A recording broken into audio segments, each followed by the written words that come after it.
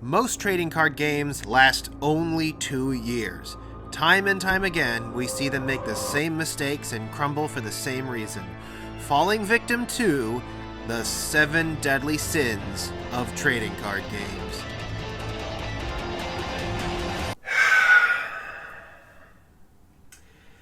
Oh boy, I just had to make a list of 7 deadly trading card game sins, and it just had to start with probably the most divisive subject in all of trading card games, set rotation.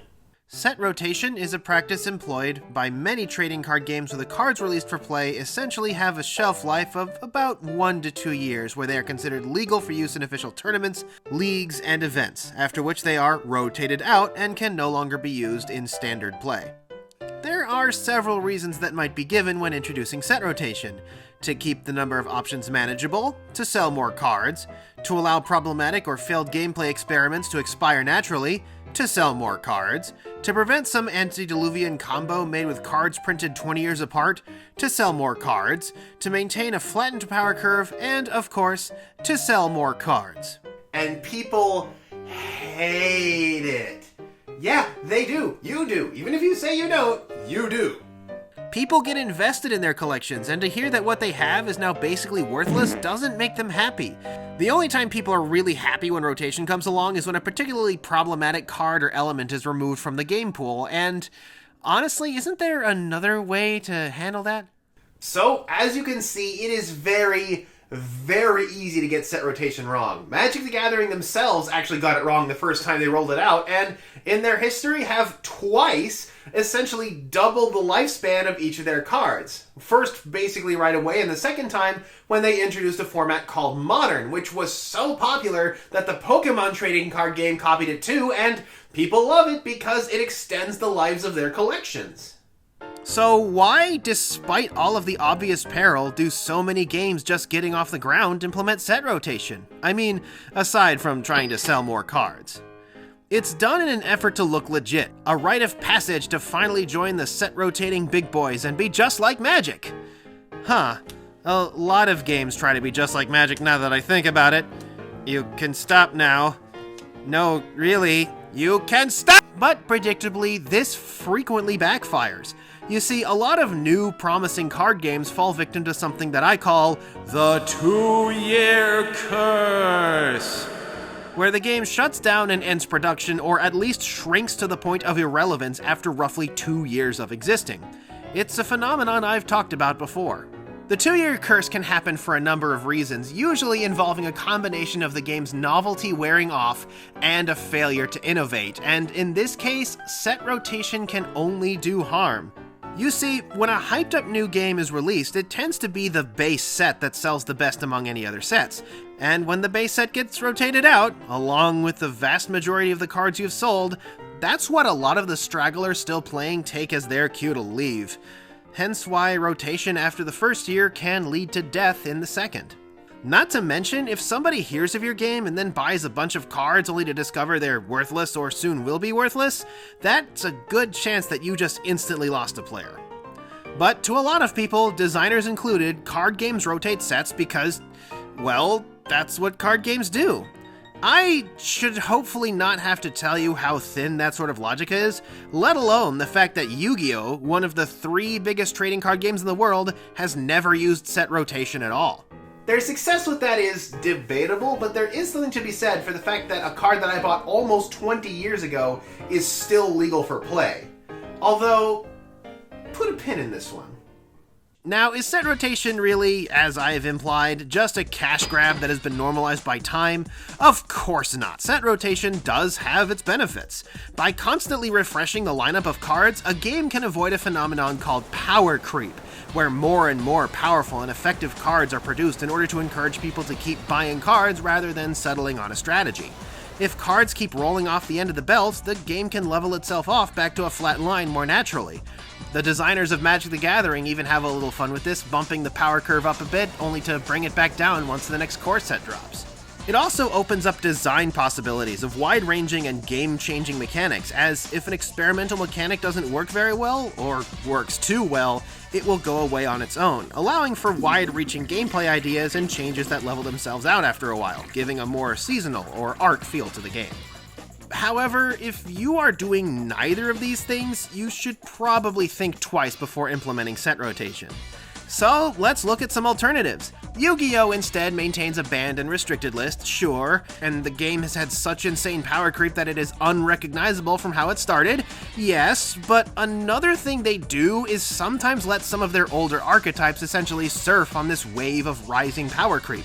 It is a very common occurrence for Yu-Gi-Oh! To revitalize their game by giving an old archetype a new lease on life. A lot of archetypes from the game's history, such as Heroes, Lightsworn, Gladiator Beasts, and even the very oldest Blue Eyes White Dragon and Dark Magician have gotten new cards down the line to keep them competitive.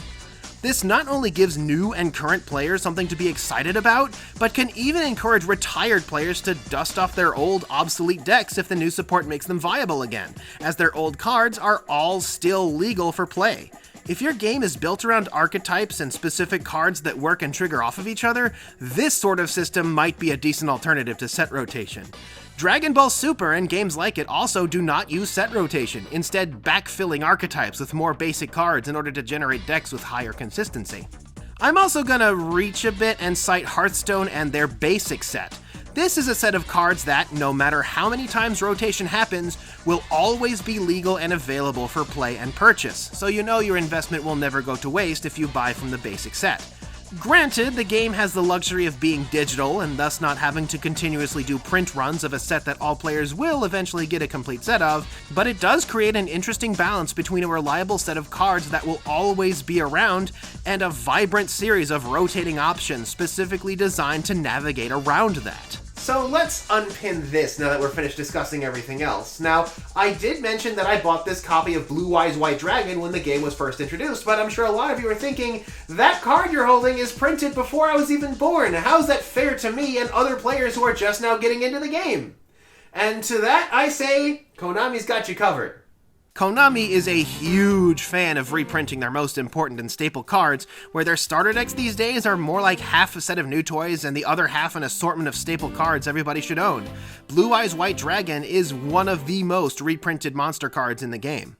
And it doesn't just work for Yu-Gi-Oh! Reprints are a vital part of any trading card game, whether they use rotation or not. At the same time that Magic the Gathering introduced their revised version of set rotation, they also unveiled the Unlimited system, known today as the yearly core sets, where a number of important, iconic, and staple cards are kept in circulation by being printed in newer sets that are still in legal standard.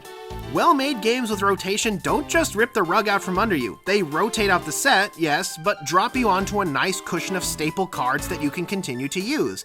This really takes the edge out of rotation because if a lot of your collection can still be used, then that feeling of investment sticks around. The Pokemon card Switch, which I would say is the single most balanced card in the entire game, has never been out of circulation from the very first time it was printed over 20 years ago.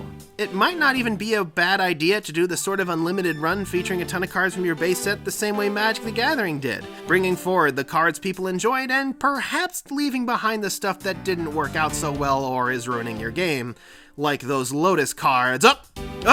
Don't even try it. I see you there. And people love it when cards get reprinted. I remember a while back when Magic the Gathering reprinted the classic Lightning Bolt card, and it caused a bit of a shock. 1.5 shocks to be precise. Hey, card humor. It lets old players wax nostalgic and show off cards from their collection and gives new players a chance to wield the powers they've only heard of in Legend. You can get new artwork and proper errata text. Pokemon actually does an entire set at the end of the corresponding generation of video games, which is sort of a greatest hits lineup in order to give those cards one last hurrah. Although, quick caveat here. It's time for another good idea, bad idea. Good idea. Reprinting an old card in a new set. Bad idea. Reprinting an old card with a new name. The end. Now, of course there will be speculative buyers out there who insist that the idea of reprinting cards is detestable as it lowers the value of their collection. Ignore these people. They aren't paying you to keep that card out of print the way hundreds of people will pay you for a chance to get the card for themselves. If you don't believe me, Magic once made something called the reserve list to try to appease speculative buyers, and they consider it the worst decision they have ever made. Yes, worse than Jace the Mind Sculptor. Creating him, banning him, either way, not as much regret as the reserve list. I mean, don't overdo it, all things in moderation. Chronicles taught us that lesson. You can make it a rare in the reprint sets, or tie it to a special bundle or something. Now, aside from the fact that it allows older players to be nice and snooty over the fact that they have the original print runs of these cards, research by Magic the Gathering themselves actually uncovered that in more recent times, when they reprinted an older card, the value of that older card actually went up, because now it was legal for play again and thus was in higher demand. And just because a card gets reprinted doesn't mean it's going to drop all of the other versions of that card in value. The card Effect Veiler is a common Yu-Gi-Oh! Staple so prevalent it's basically printed in every starter deck, and yet the ultimate rare version of it is still valued at about $100. Speculative buyer complaints about reprints are bogus. But that's why it's important to consider whether set rotation is the right thing to do for your game. Rotation isn't a monetization tool, a cure for stagnation, or a rite of passage. What it does is it enables game designers to, again, try something really out there with their game design. If your game is stagnating and you are considering set rotation, try something absolutely crazy in your next set. Now is not the time to be playing it safe. Throw around a new card type, a new mechanic or region, try something risky, or even something foolish. Pokemon and Magic are constantly trying out new things, confident in the knowledge that anything unpopular or overblown will just lapse and be done with. Doesn't stop them from cherry-picking the ideas that work properly and continuing to use them down the line, though. So yeah, game designers and players, set rotation is not the monumentous occasion you might think it is.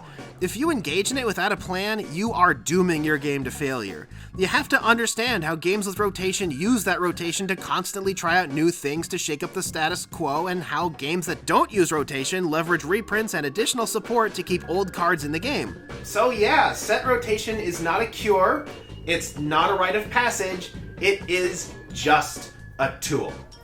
Keep that in mind, and you too can avoid falling victim to one of the 7 deadly sins of game design.